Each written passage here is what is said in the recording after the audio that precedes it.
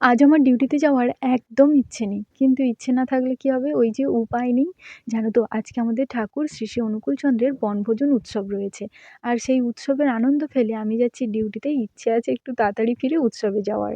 2000 years later. তাড়াতাড়ি আসবো করে সেই ২:৩০ বেজে গেল আসতে।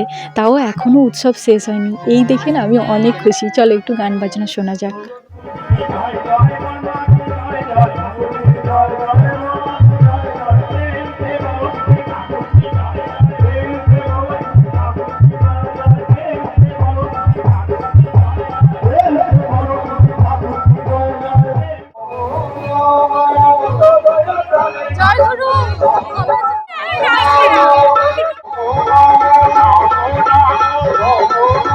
অল্প সময়ের জন্য হলেও সবার সঙ্গে দেখা হয়ে উৎসব অ্যাটেন্ড করে আমি ভীষণ খুশি। আজকে তবে আসি, দেখা হবে কাল। টাটা।